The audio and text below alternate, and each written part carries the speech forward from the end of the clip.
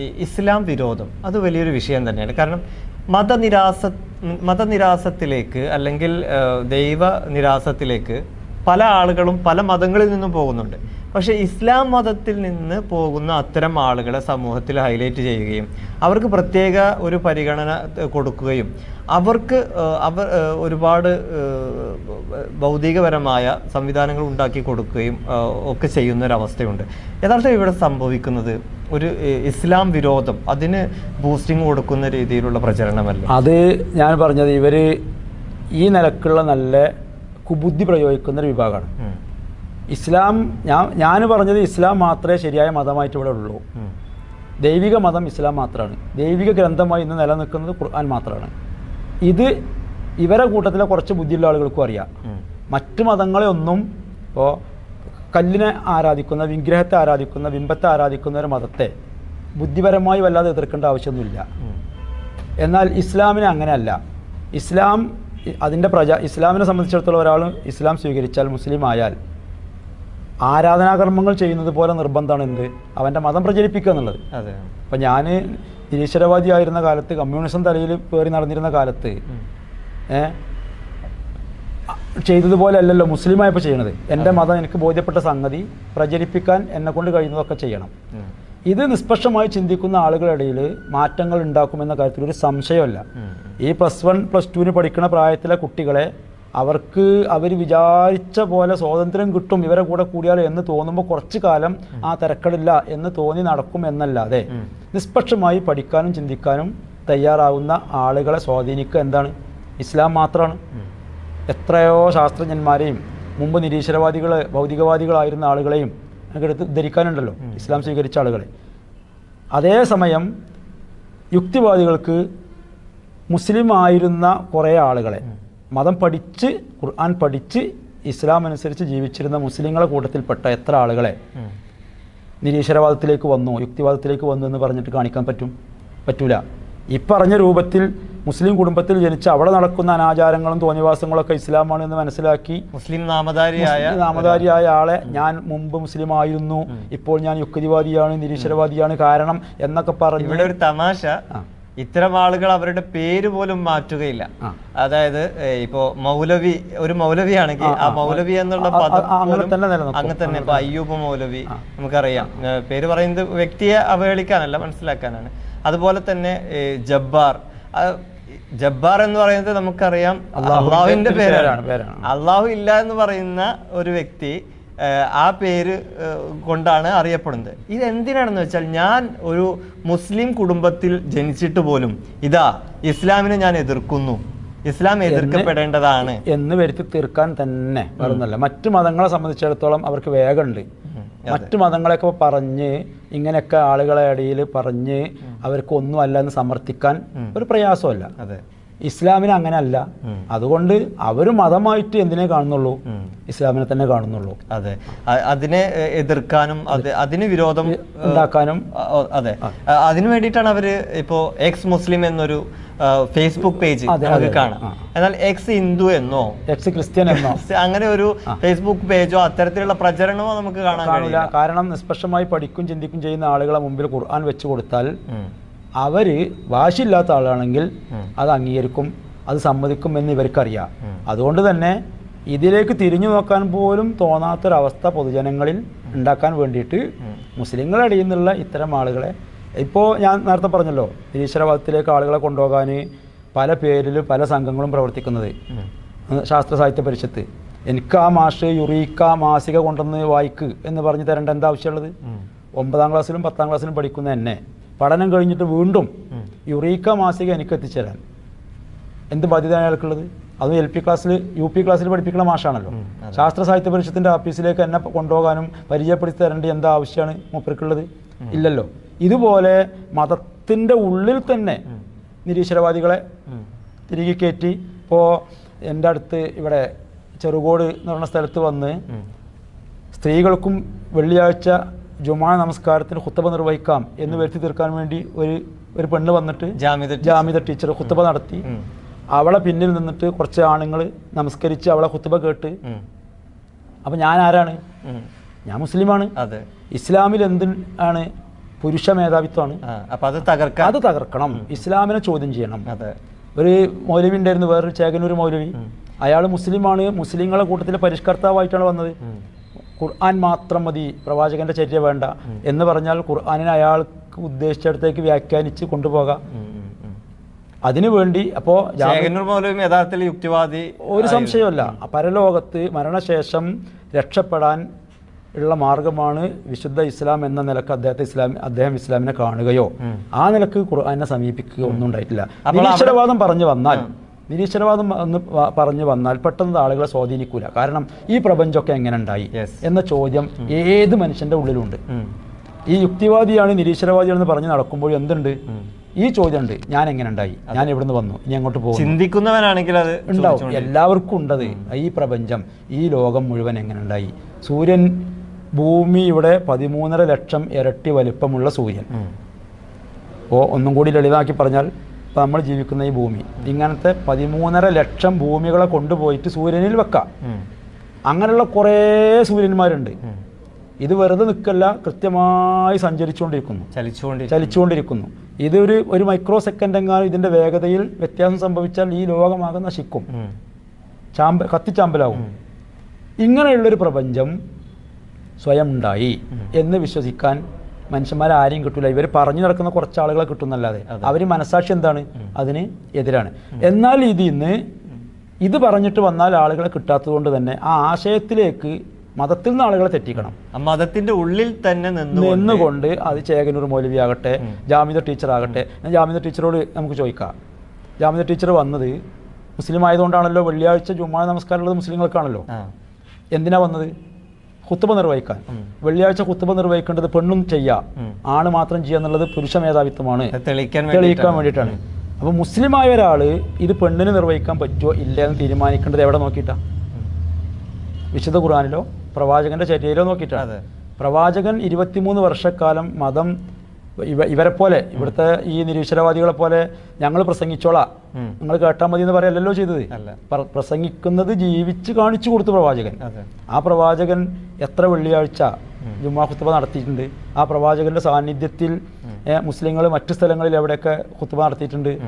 ആ പ്രവാചകനിൽ നിന്ന് നേരിട്ട് കണ്ടും കേട്ടും ഈ മതം പഠിച്ച 4 ഖലീഫമാര്, അതിനുശേഷം വന്ന ഭരണാധികാരികൾ, മുസ്ലിങ്ങൾ, നബിയിൽ നിന്ന് നേരിട്ട് ദീൻ പഠിച്ച മുസ്ലിങ്ങളെ കൂട്ടത്തിൽ പെട്ട ആളുകൾ എവിടേക്കാണ് വനിതകൾ ജുമാ ഖുത്ബ നിർവഹിച്ചിട്ടുള്ളത്? അപ്പം അതെന്താണ്? അത് ഇസ്ലാമിനെ പൊളിക്കാൻ ഈ യുക്തിവാദികളും നിരീശ്വരവാദികളും കണ്ട മാർഗത്തിൽ ഒന്നാണ്. ഇത് ഉള്ളിൽ നിന്നിട്ട്, അല്ലെങ്കിൽ ജാമിദ ടീച്ചർക്ക് അള്ളാഹുവിൽ വിശ്വാസമില്ല, ഒരു ഖുത്ബ നടത്തി കഴിഞ്ഞാൽ, ഒരു ജുമക്ക് പങ്കെടുത്താൽ ആരാണ് പ്രതിഫലം നൽകാനുള്ളത്? എവിടുന്ന കൂലി കിട്ടുക? ആര് കൊടുക്കും പ്രതിഫലം? അത് ജാമിദ ടീച്ചർ ചെയ്ത ഈ പണി ഈ നിരീശ്വരവാദികളും യുക്തിവാദികളും അംഗീകരിക്കുമോ? എതിർക്കണില്ലല്ലോ. ജാമിദ ടീച്ചർ ചെയ്തതും നമ്മളൊക്കെ ചെയ്യുന്നത് പോലെ അന്ധവിശ്വാസവും അനാചാരവുമാണ് എന്നെന്താ പറയാത്തത്? അതായത് ജാമിദ ടീച്ചറുടെ ഭാഷയിൽ അന്ധവിശ്വാസത്തിലും അനാചാരത്തിലും ഒക്കെ സ്ത്രീകൾക്കും പ്രാതിനിധ്യം വേണം എന്നാണ് വരിക. അതിനെയാണ് ശരിക്കും ഇവർ എതിർക്കേണ്ടത്. കാരണം ജാമിദ ടീച്ചർ രംഗപ്രവേശം ചെയ്തതോടുകൂടി പെണ്ണുങ്ങളും ഈ അന്ധവിശ്വാസത്തിലേക്ക് പോകണം എന്നുള്ളതാണ് യഥാർത്ഥത്തിൽ ഇവരുടെ ഇരട്ടത്താപ്പ്. മുമ്പേ അങ്ങനെയാണല്ലോ. മുഹമ്മദ് നബിനെ കുറിച്ച് രണ്ടും പറയാലോ. അന്നത്തെ കാലത്ത് ജീവിച്ച ഏറ്റവും ബുദ്ധിജീവിയായിരുന്നു. അന്നത്തെ കാലത്തുള്ള ജനങ്ങളെ തിന്മകളിൽ നിന്ന് തടഞ്ഞു നിർത്താൻ പരലോകം പറഞ്ഞ് പേടിപ്പിച്ചതാണ്. സത്യത്തിൽ ഇവർ പറയണത് എന്താണ്? സത്യത്തിൽ മുഹമ്മദ് നബി അങ്ങനെയാണെങ്കിൽ എന്താകണം? ഒരു നല്ല കപടമുഖത്തിൻ്റെ ആളാകണം. മനസ്സിൽ വിശ്വാസമല്ല, പക്ഷെ ജനങ്ങളോട് ഇത് പറഞ്ഞു. എന്നിട്ട് എങ്ങോട്ടാണ് കൊണ്ടുപോകുന്നത്? ഈ മതവിശ്വാസത്തിലേക്ക് അല്ലേ? അങ്ങനെയാണെങ്കിൽ മുഹമ്മദ് നബിനെ കുറിച്ച് വേറൊരു സ്ഥലത്ത് എന്താ പറയുക? സ്കിസോഫ്രേനിയ ബാധിച്ച മാനസിക രോഗിയായിരുന്നു.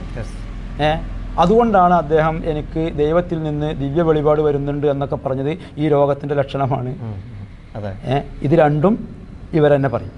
അപ്പോൾ അതാണ് യുക്തിവാദം എന്ന് പറയുന്നത് എന്താണെന്ന്, നിരീശ്വരവാദം എന്ന് പറയുന്നത് എന്താണെന്ന് അവർക്ക് തോന്നിയതുപോലെ ജീവിക്കാം എന്ന് പറയുന്ന പോലെ തന്നെ തോന്നിയത് പറയാം.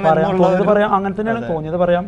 ജബ്ബാർ മാഷ യുക്തി, എൻ്റെ യുക്തി, നിങ്ങളെ യുക്തി ഒക്കെ യുക്തിയല്ലേ? രവീന്ദ്രൻ മാഷിന്റെ എല്ലാവരും യുക്തിയും യുക്തിയാണ്. പിന്നെ ഈ യുക്തി വെച്ചവർക്ക് എന്തെങ്കിലും അവർ പറയുന്നത് ശരിയാണെന്ന് സമർത്ഥിക്കാൻ പറ്റുമോ? ഉസ്മാൻ ഡോക്ടറെ ലേഖനത്തിൽ ഞാൻ വായിച്ച എന്നെ വല്ലാതെ ആകർഷിച്ചൊരു സംഗതിയാണ്, ഇവർ പറയുന്ന അതുപോലെയാണെങ്കിൽ ഇപ്പോൾ ഒരു സൃഷ്ടാവിൻ്റെ സാന്നിധ്യം അല്ലെങ്കിൽ സൃഷ്ടാവില്ല എങ്കിൽ ഇവർ പറയുന്ന പദാർത്ഥത്തിൻ്റെ ഗുണങ്ങൾ ഒക്കെ ആണെങ്കിൽ വെള്ളം ഉണ്ടായത് ഹൈഡ്രജനും ഓക്സിജനും കൂടി ചേർന്നിട്ടാണ്. ഹൈഡ്രജൻ്റെ 2 ആറ്റം, ഓക്സിജൻ്റെ 1 ആറ്റം, H2O എന്നാണല്ലോ വെള്ളത്തിൻ്റെ രാസനാമമായിട്ട് പറയുന്നത്.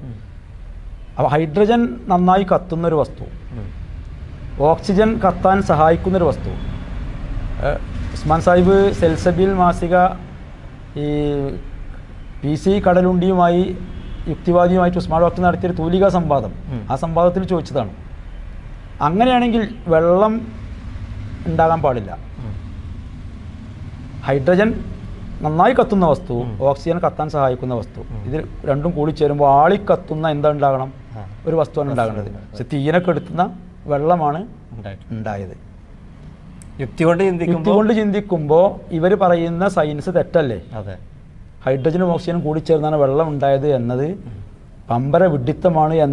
എന്ന് ഇവരെ യുക്തി എന്താ പറയാത്തത്? യുക്തി കൊണ്ട് അത് തെളിയിക്കാൻ പറ്റൂല. എന്നാൽ ശരിയല്ലേ? ശരിയാണ്. അതുപോലെ തന്നെ പദാർത്ഥം ഇവിടെ ഒന്നും നശിക്കുന്നില്ല, നശിക്കുന്നത് ആകാരം മാത്രമാണ്. അതിൻ്റെ അടിസ്ഥാനപരമായ വസ്തു അവിടെ നിലനിൽക്കുന്നുണ്ട്, അതാണ് ആറ്റം. ഇങ്ങനെ അപ്പോൾ ആറ്റം എന്താണ്? ആറ്റം ഇലക്ട്രോണും പ്രോട്ടോണും ന്യൂട്രോണും കൂടി ചേർന്നതാണ്. പ്രോട്ടോണ് പോസിറ്റീവ് ചാർജാണ്, ന്യൂട്രോണ് നെഗറ്റീവ് ചാർജാണ്. ഇത് രണ്ടും മധ്യത്തിലാണ്. ഇതിനെ ചുറ്റിക്കറങ്ങാണ് ആര്? ഇലക്ട്രോൺ ചെയ്യുന്നത്.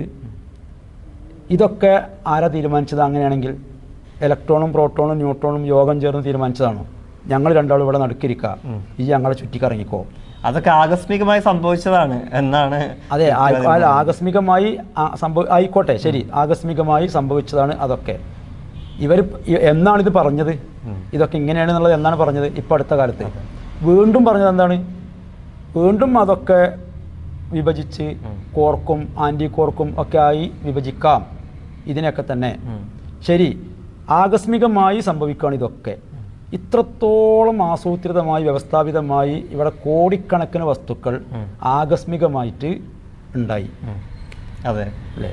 എന്നാൽ വിശുദ്ധ ഖുർആനിൽ ഇതല്ലാത്തൊരു നല്ല മറുപടി ഉണ്ടെങ്കിൽ, ഇത് യുക്തിവാദികളുടെ നിരീശ്വരവാദികളുടെ തീരുമാനമാണല്ലോ ആകസ്മികമായി. അങ്ങനെയാണെങ്കിൽ ഇവർ പറയുന്ന ഈ ആകസ്മികതയൊക്കെ ആയിരിക്കണം ഏറ്റവും വലിയ ബുദ്ധി, യാദൃശ്ചികതയൊക്കെ ആയിരിക്കണം ഏറ്റവും വലിയ ബുദ്ധി. കാരണം 1, 2, 3 വസ്തുക്കളല്ല, കോടിക്കണക്കിന് വസ്തുക്കളാണ്, ചെറുതും വലുതും. പരമാണു മുതൽ നക്ഷത്രങ്ങളും സൂര്യനും വരെ ഉള്ള വസ്തുക്കളൊക്കെ ഇത്ര വ്യവസ്ഥാപിതമായി ഇവിടെ നിലനിൽക്കുന്നുണ്ടെങ്കിൽ ഈ ആകസ്മികത അതിൽ ചിന്തിക്കേണ്ട ഒരു കാര്യം കൂടെ ഉണ്ട്. അതായത് മനുഷ്യൻ നിർമ്മിക്കുന്ന ഒന്നും ആകസ്മികമായി ഉണ്ടാവുന്നില്ല. മനുഷ്യൻ ഇവിടെ പലതും നിർമ്മിക്കുന്നുണ്ട്, അതൊന്നും ആകസ്മികമായി ഉണ്ടായി കാണുന്നില്ല. ആദ്യമേ ഇവിടെ ഉള്ള സൂര്യനും ചന്ദ്രനും നക്ഷത്രങ്ങളും പോലെയുള്ള രാത്രിയും പകലും ആണും പെണ്ണും പോലെ ഈ വക അത്ഭുത പ്രതിഭാസങ്ങളൊക്കെ ആകസ്മികമായി ഉണ്ടായി. ഇനി ഇത് ആകസ്മികമായി ഉണ്ടായി എന്ന് പറഞ്ഞാലും യുക്തിവാദികൾ വിശ്വസിക്കൂല. അതായത് മനുഷ്യനിർമ്മിതമായ ഒരു വാച്ച്, ഒരു യുക്തിവാദിയോട് പറയാണ് ഈ വാച്ച് എവിടെ നിന്ന് കിട്ടിയെന്ന് ചോദിക്കുമ്പോൾ എനിക്ക് ഇത് ശൂന്യതയിൽ നിന്ന് കിട്ടി എന്ന് പറയണം എന്ന് ഞാൻ പറയുമ്പോൾ യുക്തിവാദി വിശ്വസിക്കൂല. അത് അങ്ങനെ ഉണ്ടാവൂല പറഞ്ഞാൽ പറഞ്ഞവനെ വിഡ്ഢിയാക്കും. എന്നാൽ കൃത്യമായി സഞ്ചരിക്കുന്ന സൂചികളുള്ള ഒരു വാച്ച് അത് ഒരു ആകസ്മികതയിൽ നിന്ന് ഉണ്ടായി എന്ന് പറയുമ്പോൾ വിശ്വസിക്കാത്ത അതേ യുക്തിവാദി തന്നെ ഈ സൂര്യൻ, കൃത്യമായി ചലിക്കുന്ന സൂര്യൻ, ഉദിക്കുകയും അസ്തമിക്കുകയും ചെയ്യുന്ന സൂര്യൻ ആകസ്മികമായി ഉണ്ടായി എന്ന് വിശ്വസിക്കണം. ഇതെന്ത് ബുദ്ധിയാണ്? അതായത് ബുദ്ധിയല്ല, അതാണ് യുക്തിവാദി എന്ന് പറയാൻ പറ്റൂല, നിരീശ്വരവാദി എന്ന് പറയാ, പിന്നെ അഹങ്കാരി എന്ന് എന്തായാലും പറയാ. ഇതൊന്നല്ലാതെ പറയാൻ പറ്റൂല.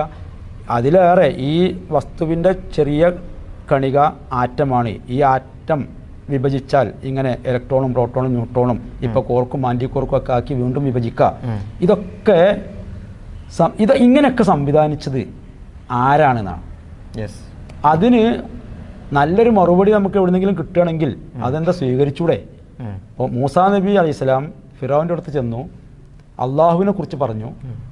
അപ്പോൾ ഉസ്മാൻ സാഹിബ് ഇതിന് കൊടുത്തൊരു മറുപടി അതാണ്.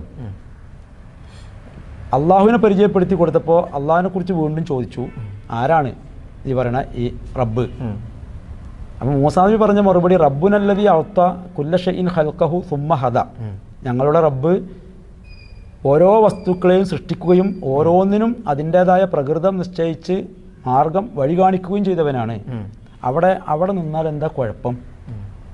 ഇതൊരാൾ വിശ്വസിച്ചാൽ ഈ യുക്തിവാദിക്ക്, ഈ ജബ്ബാർ മാഷിക്ക് എന്താ നഷ്ടം? അതിൻ്റെ പേരിൽ എന്ത് കുഴപ്പമാണ് ഈ നാട്ടിലുണ്ടാകുക? അല്ല, വ്യഭിചാരം നടക്കണം, ഇവിടെ മദ്യപാനികളാകണം ഈ നാട്ടിലെ മനുഷ്യന്മാരൊക്കെ. മദ്യപാനം കൊണ്ടും കുറേ പ്രയോജനമുണ്ടല്ലോ, കുറേ തൊഴിൽ കിട്ടുന്നുണ്ടല്ലോ. ഇല്ലല്ലോ, ഒരു പ്രയോജനമില്ലാത്ത പണിയല്ലല്ലോ മദ്യപാനം. അപ്പോൾ മദ്യപാനികളാകണം ഇവിടെയുള്ള ആളുകളൊക്കെ. എൻ്റെ മക്കളൊക്കെ അവരെ ഇഷ്ടം പോലെ ജീവിക്കണം, അവരെ വിവാഹത്തിൽ ഞാൻ ഇടപെടാൻ പാടില്ല, അവരെ വിദ്യാഭ്യാസത്തിൽ ഞാൻ ഇടപെടാൻ പാടില്ല, അവരൊക്കെ അവരുടെ തീരുമാനം പോലെ ജീവിക്കട്ടെ എന്ന് പറഞ്ഞ് അങ്ങനെ ആയാൽ, അങ്ങനെ ഒരു യുക്തിവാദി സമൂഹം ഇവിടെ നിലവിൽ വന്നാൽ, ഇപ്പോഴുള്ള മതവിശ്വാസികളായ നമ്മൾ ഉണ്ടാക്കിയ സാമൂഹ്യ സംവിധാനത്തെക്കാൾ എന്ത് ഗുണമാണ് ഈ നാട്ടിലുണ്ടാവുക? അല്ല, അവർ പകരം ഒരു സംവിധാനം പറയണില്ല. മനുഷ്യരെ പടച്ചോനില്ല, ദൈവമില്ല, സൃഷ്ടാവില്ല, പരലോകല്ല, പ്രവാചകന്മാരില്ല എന്ന് പറയുന്നുള്ളൂ.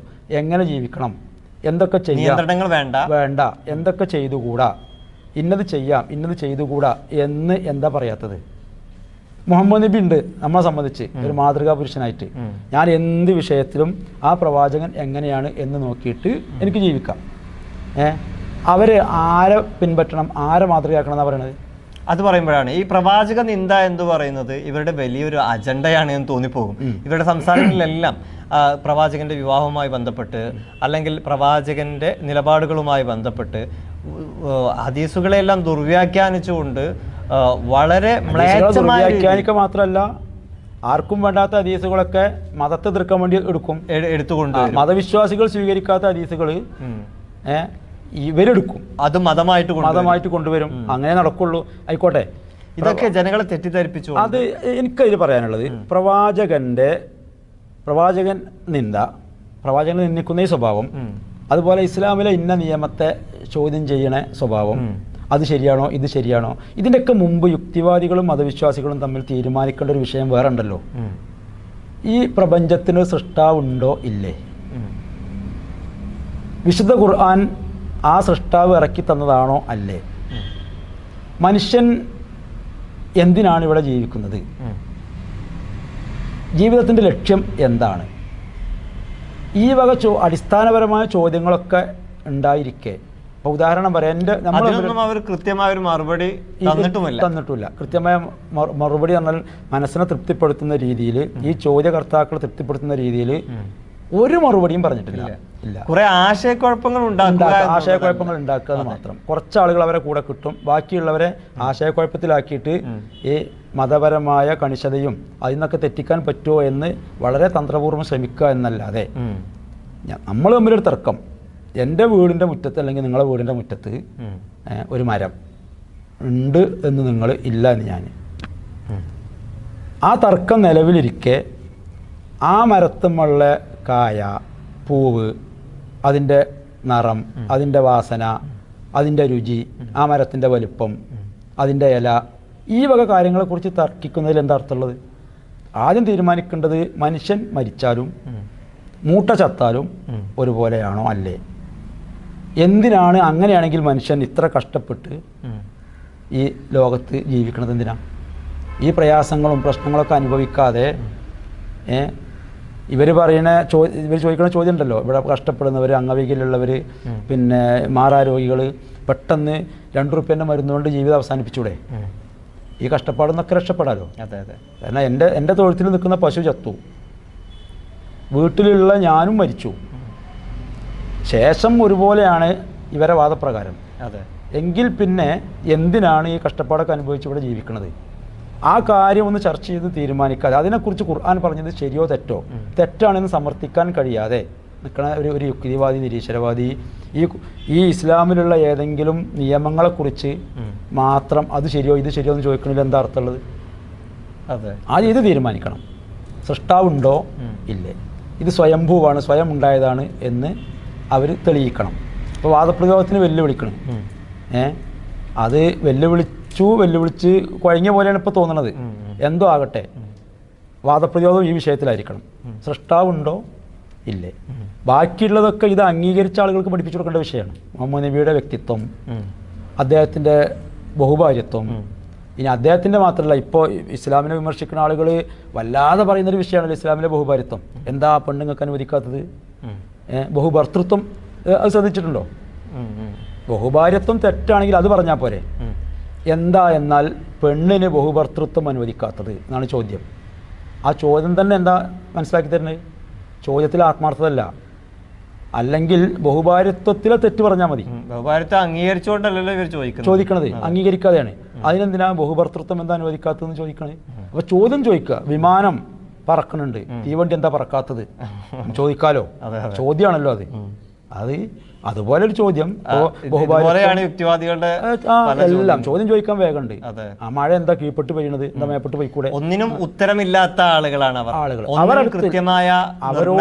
അവരോട് മതവിശ്വാസികളായ നമുക്ക് ചോദിക്കാനുള്ള ഒരു ചോദ്യത്തിനും അടിസ്ഥാനപരമായ ഒന്നാമത്തെ ചോദ്യത്തിന് തന്നെ ഉത്തരമില്ല.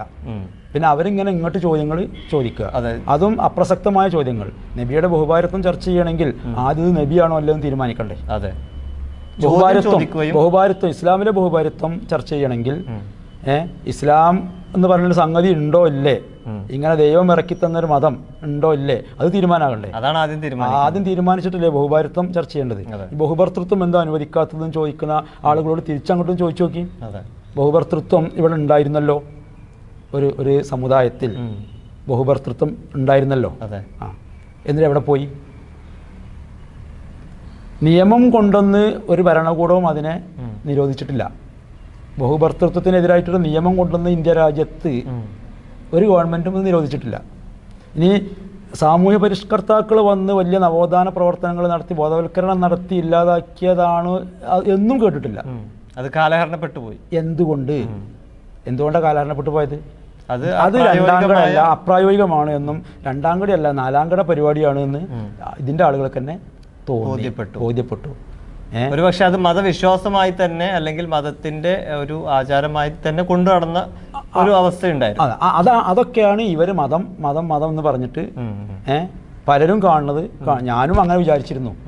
മതം, ഇസ്ലാം മതം മുഹമ്മദ് നബിന്റെ ഒരു മതം, ബുദ്ധമതം ശ്രീബുദ്ധന്റെ ഒരു മതം, ജൈനമതം ജൈനന്റെ മതം, ദീനയിലാഹി അക്ബറിന്റെ മതം, അതുപോലെ മുഹമ്മദ് നബിന്റെ മതം ഇസ്ലാം ആരെങ്കിലും സൃഷ്ടിച്ച മുഹമ്മദ് നബി എഴുതിണ്ടാക്കിയ ഒരു മതം എന്ന് ഞാനും വിചാരിച്ചിരുന്നു. അങ്ങനെ കണ്ട് അങ്ങനെ ഒരു നിലപാട് സ്വീകരിച്ച ആളുകളെ ഈ യുക്തിവാദം പറഞ്ഞ് നിരീശ്വരവാദം പറഞ്ഞ് മെല്ലെ സ്വാധീനിക്കാൻ കുറച്ചൊക്കെ കഴിയും, കുറച്ച് കാലം. ആശയക്കുഴപ്പങ്ങൾ ഉണ്ടാക്കാൻ കഴിയും. പക്ഷെ ഈ ആശയക്കുഴപ്പങ്ങൾ ദൂരീകരിക്കപ്പെട്ട് കഴിഞ്ഞാൽ കിട്ടൂല. ചെറിയ പ്രായത്തിലോ കുറച്ച് കാലോ ഒക്കെ കുറച്ച് ആളുകളൊക്കെ കിട്ടും. നമ്മൾ ചെയ്യേണ്ടത് കിട്ടാൻ സാധ്യത ഉണ്ട്. അവരും കുറച്ച് കഴിയുമ്പോൾ ആരാണ് യുക്തിവാദം ഒഴിവാക്കി ഇസ്ലാമിലേക്ക് വന്നവരാണോ, ഇസ്ലാം ഒഴിവാക്കി യുക്തിവാദത്തിലേക്ക് വന്നവരാണോ ആളുകൾ ഉള്ളത്? അത് പരിശോധിച്ചാൽ അതിന്റെ കാര്യം മനസ്സിലാവും. എങ്ങനെയുള്ള ആളുകൾ? ഞാൻ പറഞ്ഞ ഒരു മുസ്ലിം കുടുംബത്തിൽ ജീവിച്ചിട്ട് യുക്തിവാദിയായി ഞാൻ മുമ്പ് മുസ്ലിമായിരുന്നു പറഞ്ഞു വരുന്ന ആളുകളല്ല. മോറിസ് ബുക്കായി, രാജാ ഗരോഡി, നമ്മുടെ നാട്ടിലെ ഡോക്ടർ ഉസ്മാൻ സാഹിബ് മതി ധാരാളം. എനിക്ക് അദ്ദേഹത്തെ മറക്കാൻ കഴിയില്ല. അദ്ദേഹത്തിന്റെ ഈ 2-3 പുസ്തകങ്ങൾ മതി. വൈബ് എന്ന പേരിൽ അദ്ദേഹം എഴുതിയ പുസ്തകമുണ്ട്. പിന്നെ മാർക്സിസം, യുക്തിവാദം, ഇസ്ലാം, ഗ്ലാസ്നോസ്റ്റും പെരിസ്ട്രോയിക്കയും, ഇങ്ങനെ ഉസ്മാൻ ഡോക്ടർ എഴുതിയ പുസ്തകങ്ങൾ മാത്രം മതി. അദ്ദേഹം നടത്തിയ സംവാദങ്ങൾ മതി. ഇവരുടെ ഇസ്ലാം വിരോധം മനസ്സിലാക്കണമെങ്കിൽ നമ്മൾ ഇപ്പോൾ ഇസ്ലാമിൽ നിന്ന് യുക്തിവാദത്തിലേക്ക് പോയ ആളുകളെ നമ്മളിപ്പോൾ പറഞ്ഞു കഴിഞ്ഞു.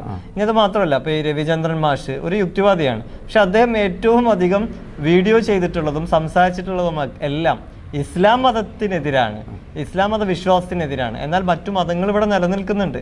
അതിൽ ഒരുപാട് അനാചാരങ്ങളുണ്ട്. ഇസ്ലാം മതത്തിൽ അത്തരം അനാചാരങ്ങൾ ആളുകൾ ചെയ്യുന്നുണ്ടായിരിക്കാം. എന്നാൽ അത് ഒരിക്കലും അത് ബോധപൂർവം ആ മതങ്ങളൊക്കെ ഉണ്ടല്ലോ, അതുപോലൊക്കെ തന്നെ ഉള്ളൊരു മതം തന്നെയാണ് ഇസ്ലാമും. വ്യത്യസ്തമായിട്ടൊന്നുമില്ല എന്ന് വരുത്തി തീർക്കണല്ലോ. അത്രേ ഉള്ളൂ. ഇസ്ലാമിൽ ഇതിന്റെ കൃത്യമായ ഏകദൈവാരാധന, പരലോകത്തെക്കുറിച്ചുള്ള കാഴ്ചപ്പാട്, റിസാലത്ത്, ആഖിറത്ത്, തൗഹീദ് പോലെയുള്ള വിഷയങ്ങൾ, ഇതൊക്കെ ഇവിടെ പഠിപ്പിച്ചു കൊടുക്കാനും പ്രചരിപ്പിക്കാനും നല്ലൊരു സംഘം ഇവിടെ ഉണ്ട്. അതാണ് ഇവിടെ, അതായത് ഇസ്ലാമിൽ എല്ലാത്തിനും കൃത്യമായ നിലപാടുകളുണ്ട്. അതുകൊണ്ട് തന്നെ ഇവർ ഈ നിലപാടുകളെല്ലാം എതിർക്കുകയാണ് എന്നുള്ളതാണ്. അതായത് അത് പ്രചരിപ്പിക്കാൻ ഇവിടെ ആളുകളുണ്ട്. മറ്റു മതങ്ങൾ അങ്ങനെയല്ല. മറ്റു മതങ്ങൾ ഇത് വിളമ്പിക്കൊടുക്കാൻ കൂടുതൽ ആളുകളില്ലല്ലോ. അതെ. ഇസ്ലാം അങ്ങനെയല്ല. ഇസ്ലാം ഒരാൾ മുസ്ലിം ആണെങ്കിൽ അവന് നിർബന്ധമാണ് എന്ത് ഇത് പ്രചരിപ്പിക്കൽ. ഞാൻ നമസ്കരിക്കുന്നത് പോലെ എനിക്ക് നിർബന്ധമാണ് എൻ്റെ ഈ മതം മറ്റുള്ളവർക്ക് പറഞ്ഞു കൊടുക്കൽ. സ്വീകരിക്കേണ്ടവന് സ്വീകരിക്കാം, അല്ലാത്തവന് തള്ളിക്കളയാം. അപ്പോൾ ഇതിൻ്റെ പ്രചാരകർ ഇവിടെ ഉണ്ടാവുമ്പോൾ അതിനെ തന്നെയാണ് എതിർക്കേണ്ടത്. ബാക്കിയുള്ളതിനും അത്ര വലിയ പ്രചാരകരില്ലല്ലോ.